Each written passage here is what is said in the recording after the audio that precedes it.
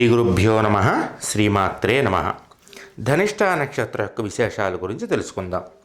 ధనిష్ట నక్షత్రానికి అధిదేవత వసువు. వసువుకి అధిష్టాన దేవత ఇంద్రుడు. ఇంద్రుడికి అధిష్టాన దేవత శివుడే. అదేవిధంగా ధనిష్ట నక్షత్రం యొక్క అధిపతి కుజుడు. కుజుడికి అధిష్టాన దేవత సుబ్రహ్మణ్య స్వామి. ఈ ధనిష్ట నక్షత్రం ఉన్నటువంటి రాశికి అధిపతి శని.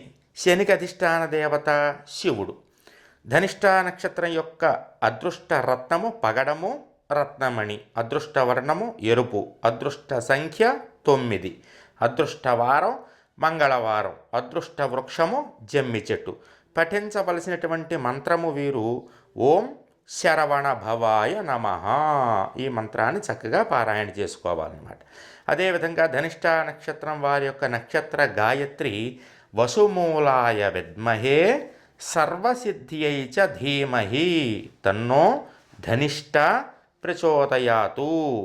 ఈ నక్షత్ర గాయత్రిని ప్రతిరోజు 9 సార్లు పారాయణ చేసుకుంటూ ఈ నక్షత్రానికి మంత్రమైనటువంటి ఓం శరవణ భవాయ నమః అనేటటువంటి మంత్రాన్ని రోజుకి 21 సార్లు వీరు పారాయణ చేసుకుంటూ ఉంటే వీరికి అన్ని రకాలుగాను విజయం కలుగుతుంది. నక్షత్రం యొక్క అనుగ్రహం కలిగి తీరుతుంది అని చెప్పవచ్చు.